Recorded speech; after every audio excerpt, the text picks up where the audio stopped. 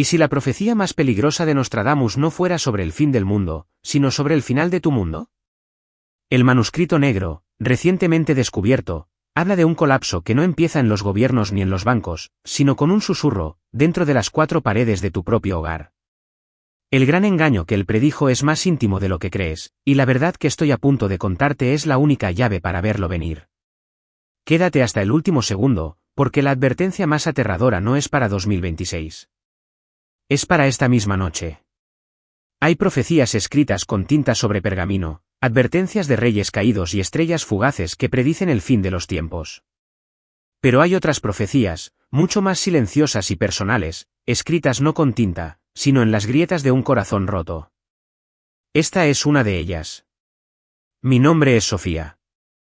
Y esta es la historia de cómo la predicción más devastadora de Nostradamus no descendió de los cielos, sino que emergió del silencio de mi propio hogar. La revelación no llegó con un trueno, sino en la quietud casi sagrada de un despacho de abogados en el corazón de Madrid. El aire olía a madera barnizada y a decisiones irrevocables. Frente a mí, sobre la mesa de caoba pulida del señor Mateo, descansaban dos documentos, uno al lado del otro, como dos destinos paralelos. A mi izquierda, un fajo de papeles con un título sobrio y brutal, y quod, demanda de divorcio y quod. Cada página era un testamento de 40 años de vida compartida, ahora reducidos a cláusulas y apéndices legales. Era el final de una era, mi era. A mi derecha, un documento diferente. Era una impresión que yo misma había hecho esa mañana, las páginas aún tibias. El título era ominoso, casi místico, y quod, el manuscrito negro, las profecías de Nostradamus para 2026 y quod. Lo había encontrado en la caja fuerte de mi esposo, Javier, un lugar que él creía impenetrable, un santuario para sus secretos. El mundo, según mi esposo, estaba al borde del abismo.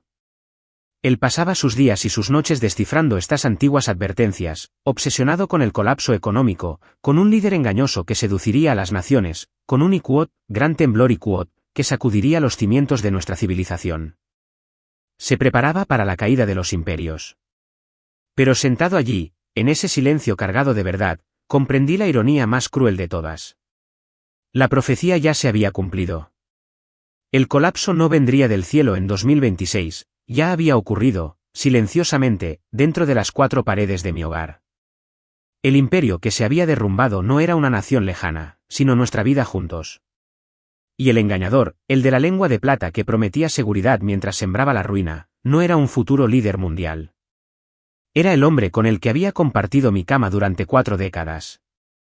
Ya no me veía a mí misma como la esposa de Javier. En ese momento, frente a esos dos documentos, solo era Sofía. Una mujer que, por primera vez en mucho tiempo, estaba a punto de tomar una decisión que le pertenecía enteramente a ella. La ilusión de un matrimonio estable, aunque distante, se había hecho añicos, no por un grito, sino por el peso aplastante de la verdad impresa en papel. Javier estaba tan ocupado mirando las estrellas, buscando señales del fin del mundo, que nunca se dio cuenta de que su propio mundo ya se había convertido en cenizas. Todo comenzó hace 3 años, no como una tormenta, sino como una llovizna fina y persistente. Empezó como una fascinación. Javier, recién jubilado de una vida entera construyendo un imperio financiero, necesitaba un nuevo campo de batalla para su mente inquieta. Y lo encontró en las crípticas cuartetas de Nostradamus. Al principio, yo lo veía como un pasatiempo intelectual, una forma elegante de envejecer. Las noches en nuestra casa de Madrid se llenaron de sus monólogos apasionados. Con una copa de vino en la mano, caminaba de un lado a otro frente a la chimenea, su voz resonando con una gravedad casi teatral. Hablaba del quod, año de la sombra y quod, de alianzas que se romperían, de un colapso económico que haría que el oro valiera menos que el grano. Y yo escuchaba. Siempre escuchaba. Sentada en mi sillón, con un libro abierto en mi regazo cuyas páginas nunca pasaba, yo era su público silencioso. Al principio, había un calor en esos momentos. Creía que compartía conmigo sus pensamientos más profundos, que me hacía partícipe de sus inquietudes. Era la ilusión de la intimidad. Pero la ilusión, como el cristal fino, se resquebraja con el tiempo. Poco a poco, empecé a darme cuenta de que él no me hablaba a mí. Hablaba frente a mí. Yo no era una confidente, sino un espejo en el que él admiraba el reflejo de su propia inteligencia. No buscaba mi opinión, buscaba mi atención. El espacio entre nosotros, que una vez estuvo lleno de conversaciones compartidas, ahora estaba ocupado por sus discursos. El punto de inflexión, el primer crujido audible de la estructura de nuestro matrimonio, llegó durante una cena. Era una noche de otoño. Hablábamos de las noticias, de la creciente inflación que preocupaba a toda España. De repente, él dejó sus cubiertos, me miró por encima de sus gafas y comenzó a explicarme qué era la inflación. Me lo explicó con la paciencia de un adulto hablándole a un niño, usando metáforas simples, simplificando conceptos como si mi mente no pudiera comprender la complejidad del mundo real. No dije nada. Simplemente asentí, tomé un sorbo de agua y sentí como algo dentro de mí se enfriaba. No fue su explicación lo que me hirió, sino la suposición detrás de ella, la suposición de que, después de 40 años a su lado, yo seguía siendo una criatura simple, ajena a las realidades del mundo que él, el gran estratega, sí entendía. En ese silencio, por primera vez, sentí el peso helado del desdén. Y supe, con una certeza que me asustó, que mi esposo me veía como un objeto decorativo en la gran galería de su vida. Una espectadora, no una protagonista. La grieta había aparecido. Y a través de ella, comenzaba a filtrarse una oscuridad que ya nada podría detener. La distancia emocional pronto encontró su manifestación física. El despacho de Javier, en el ala oeste de nuestra casa, siempre había sido su santuario. Pero en los meses que siguieron, se transformó. Dejó de ser una oficina para convertirse en lo que yo en secreto llamaba su IQOT, centro de mando para el fin del mundo IQOT. Era como entrar en la mente de un hombre obsesionado. Las paredes, antes decoradas con cuadros de paisajes valencianos que tanto amaba, ahora estaban cubiertas de mapas del mundo llenos de chinchetas y líneas rojas. Gráficos que mostraban la fluctuación del precio del oro colgaban junto a reproducciones de antiguas profecías. Libros de historia, economía y astrología se apilaban en torres precarias sobre cada superficie libre. El aire olía a papel viejo y a la tensión palpable de una vigilia interminable. Javier pasaba casi todo el día allí dentro.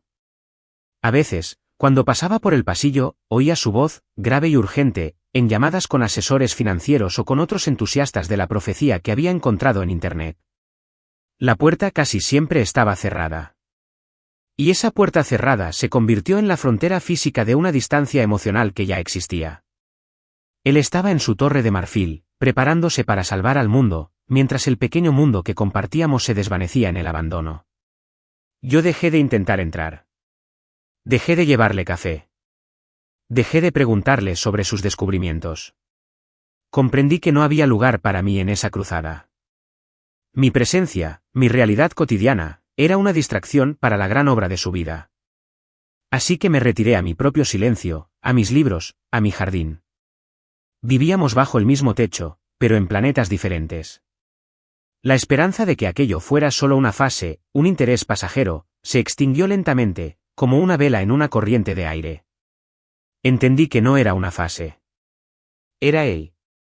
Era la versión final y más pura de Javier. La confirmación de que no estaba imaginando esta abdicación llegó a través de nuestra hija, Isabel.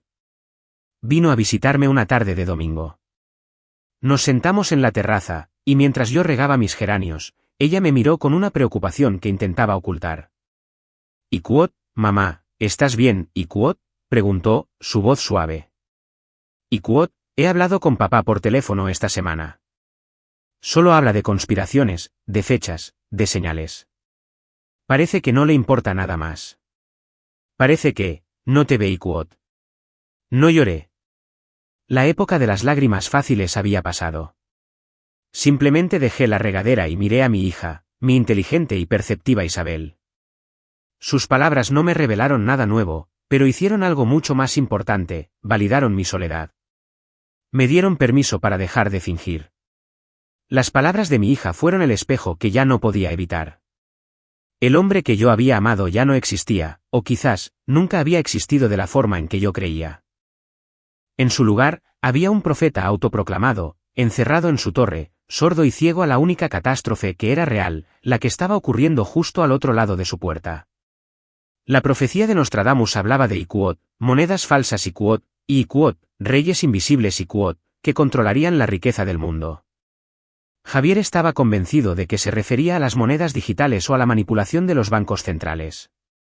Pero la moneda falsa más peligrosa, la que devaluó mi vida, no estaba en un mercado global.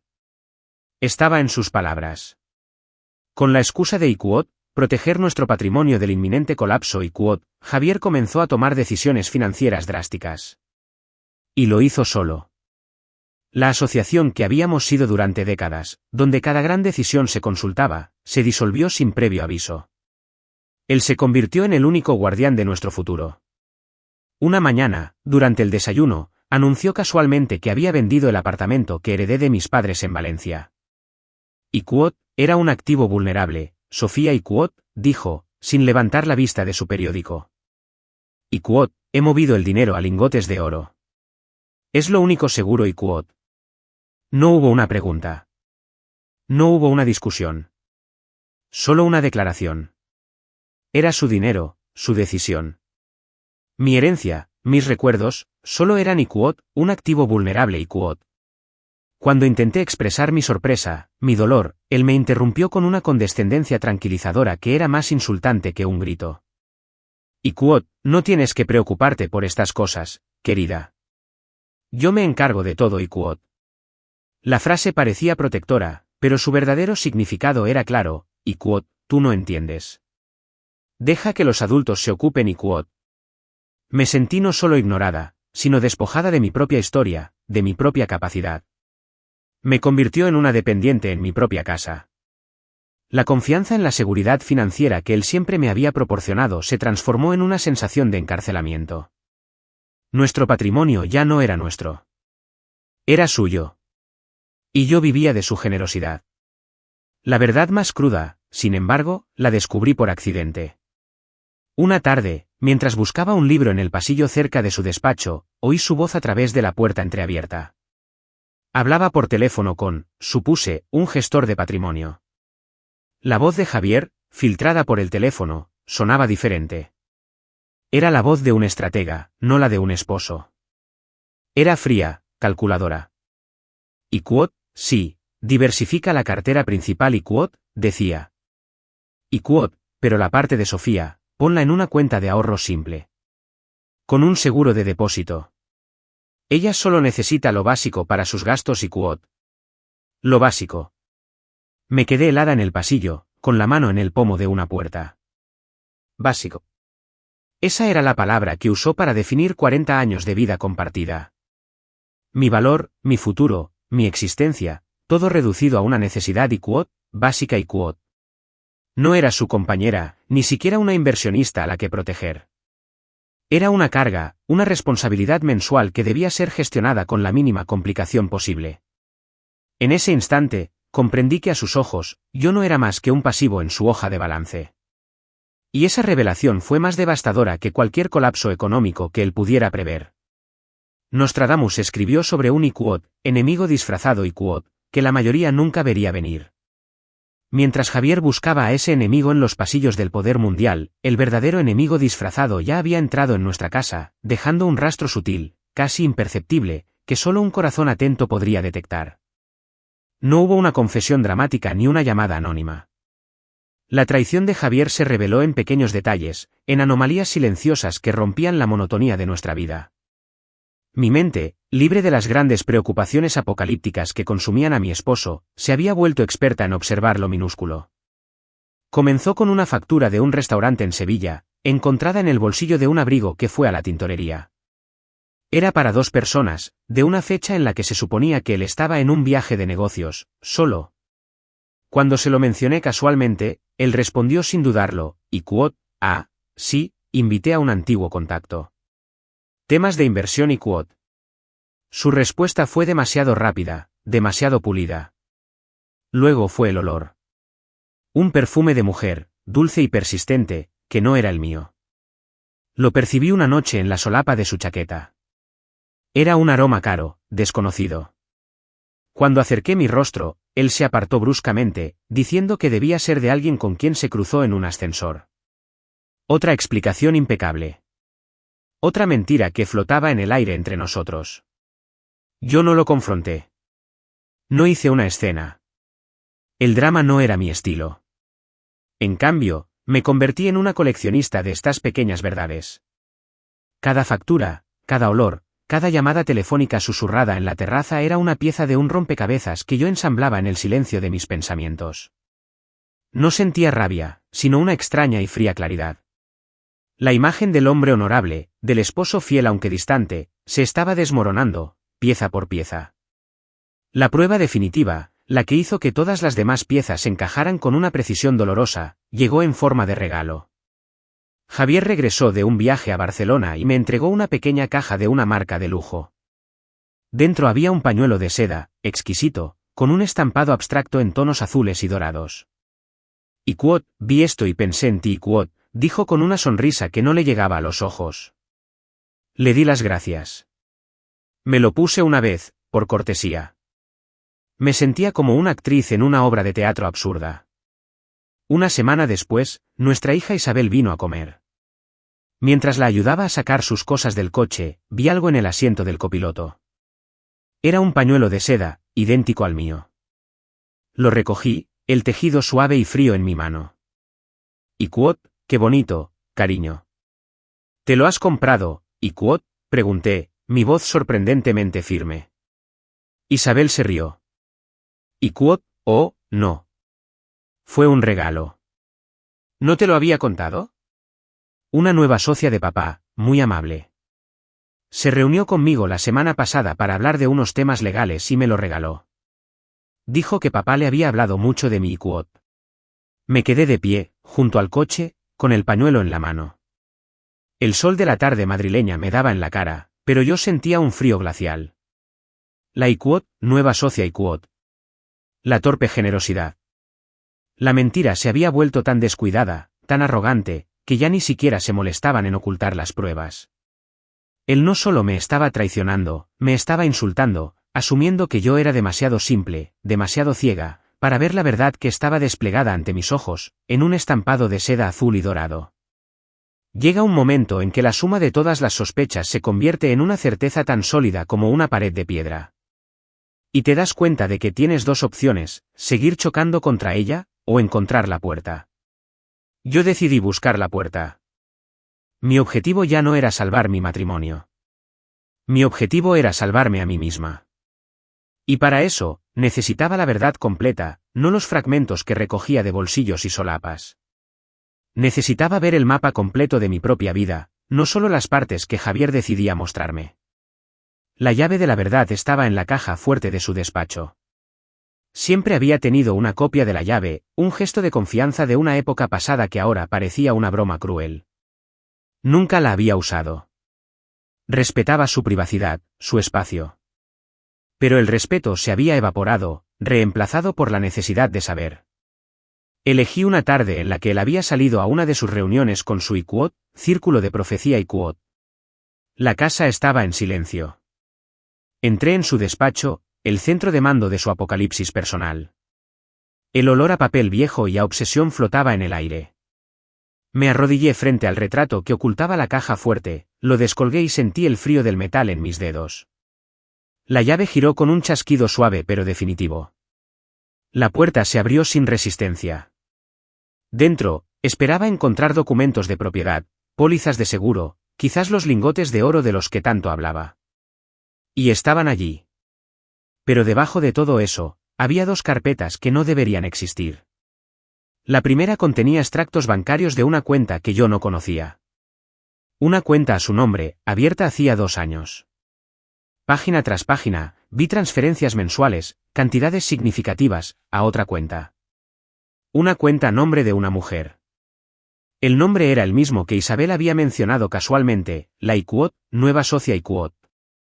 La traición no era un desliz ocasional. Era un proyecto financiado, una inversión sistemática. Tenía un presupuesto. La segunda carpeta fue la que me dejó sin aliento. Contenía el documento que él llamaba Iquot, el manuscrito negro Iquot.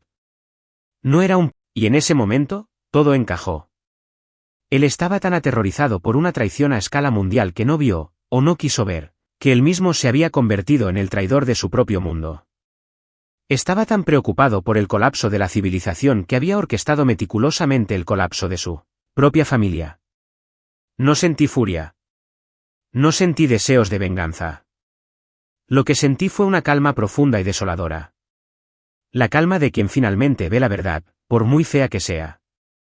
Saqué mi teléfono, fotografié las páginas más importantes de los extractos bancarios, y luego tomé la carpeta del manuscrito negro. Cerré la caja fuerte. Coloqué el cuadro de nuevo en su sitio. Salí de su despacho y cerré la puerta, dejando atrás su mundo de sombras y profecías. Ahora, yo tenía mi propio manuscrito. Y estaba a punto de escribir el capítulo final. Nostradamus predijo un día en que Iquot, la luz sería tragada al mediodía y los pájaros ya no cantarían Iquot. Un gran silencio caería sobre las naciones. Para mí, ese día llegó un martes por la tarde. No preparé un discurso. No ensayé acusaciones. La verdad no necesita adornos. Cuando Javier llegó a casa, lo esperé en su despacho. Estaba sentado detrás de su imponente escritorio de roble, revisando uno de sus gráficos. La luz del atardecer entraba por la ventana, iluminando las motas de polvo que bailaban en el aire, como pequeños secretos revelados. Entré sin hacer ruido y me detuve frente a él. Él levantó la vista, sorprendido de verme allí, en su territorio sagrado. Una leve irritación cruzó su rostro. Iquot, Sofía, estoy ocupado. Iquot, dijo, su tono cortante. No respondí. Simplemente abrí la carpeta que llevaba y saqué una de las hojas que había fotografiado, el extracto bancario. Lo deslicé sobre la superficie pulida del escritorio hasta que se detuvo justo al lado de sus notas sobre Nostradamus. El silencio que siguió fue más pesado que cualquier palabra. Vi cómo sus ojos se movían de mi rostro al papel. Vi el instante exacto en que el reconocimiento lo golpeó. Su cuerpo se tensó. El color desapareció de su rostro. La máscara de profeta omnisciente se hizo añicos, revelando al hombre pequeño y culpable que había debajo. Su reacción fue un manual de la negación. Primero, la confusión. Iquot, ¿qué es esto, Iquot? Luego, el ataque. Iquot, ¿has estado registrando mis cosas? ¿Cómo te atreves, Iquot? Después, la minimización. Iquot, no es lo que parece. Es una inversión, un asunto de negocios complicado. Iquot. Yo permanecí en silencio, inmóvil. Mi silencio era un espejo en el que sus mentiras rebotaban y se exponían a sí mismas. Al no tener una reacción emocional de mi parte contra la que luchar, sus defensas se desmoronaron. Su ira se convirtió en una súplica desesperada. Iquot, Sofía, di algo. Grita. Insúltame. Pero di algo, Iquot. Él necesitaba mi rabia para justificar sus acciones, para convertir la situación en una pelea de igual a igual. Pero yo no le di esa satisfacción. Mi calma lo desarmó por completo. Era como si estuviera viendo el colapso de un edificio en cámara lenta, la estructura cediendo, las paredes agrietándose, hasta que solo quedaron escombros. Finalmente, se desplomó en su silla, derrotado, con la cabeza entre las manos. El gran estratega, el hombre que predecía la caída de las naciones, había sido vencido por una sola hoja de papel y el silencio de su esposa. Fue entonces cuando hablé. Mi voz, cuando salió, fue tranquila, casi un susurro, pero cortó el aire como un cristal. Iquot, tu profecía se ha cumplido, Javier. Iquot, dije, mirándolo por última vez. Iquot, el colapso vino desde dentro. Iquot. Luego, me di la vuelta y salí del despacho, cerrando la puerta suavemente detrás de mí. No hubo portazos. No hubo lágrimas. Solo el sonido de un mundo que se acababa, no con una explosión, sino con el clic silencioso de una puerta al cerrarse. Si todavía me escuchan hasta este punto, les pido que me ayuden comentando el número 1 aquí abajo, para que yo sepa que todavía hay amigos que me acompañan en este viaje. Su presencia es el mayor aliento para que yo pueda contar la última parte de esta historia. Hay una diferencia fundamental entre huir y retirarse. Huir es un acto de pánico. Retirarse es un acto de estrategia. Yo no huí de esa casa. Me retiré. La mañana siguiente, mientras Javier todavía estaba encerrado en su despacho, digiriendo las ruinas de su propio engaño, comencé a empacar. Pero mi proceso no fue el de una mujer despechada que arrasa con todo a su paso. Fue metódico, deliberado y, sobre todo, ligero. Dejé atrás los 40 años de acumulación. Dejé los muebles caros, la vajilla de porcelana, las obras de arte que habíamos comprado en nuestros viajes. Dejé la ropa de diseñador, los bolsos de marca, las joyas que él me había regalado a lo largo de los años. Cada collar de diamantes, cada pulsera de oro, no eran más que grilletes dorados, símbolos de una vida en la que mi valor estaba ligado al suyo. Dejarlos atrás no fue un sacrificio, fue una liberación. ¿Qué me llevé? Mis libros, los que tenían las esquinas de las páginas dobladas y anotaciones en los márgenes. Las fotografías de mis padres y de Isabel cuando era niña. Un pequeño juego de té de cerámica que había comprado en un mercado de Kioto en mi primer viaje sola. El viejo abrigo de lana que me abrigaba de verdad. Solo me llevé las cosas que contaban mi historia, no la nuestra. Empaqué todo en 2 maletas. Mientras lo hacía, sentía como una carga inmensa se desprendía de mis hombros, una carga que ni siquiera sabía que llevaba. No era la carga de la infidelidad, sino la carga de las expectativas, del rol que había interpretado durante tanto tiempo, la esposa de Javier, la señora de la casa, la anfitriona perfecta. Al vaciar los armarios, estaba vaciando mi vida de todo lo que no era esencialmente yo. Mi acto final fue el más silencioso y el más significativo. Fui al despacho de Javier una última vez. Él no estaba allí. Sobre la mesa de caoba, junto a la hoja del extracto bancario que yo había dejado, coloqué mi llave de la casa. Y a su lado, la llave de la caja fuerte. Este no era un gesto de rencor.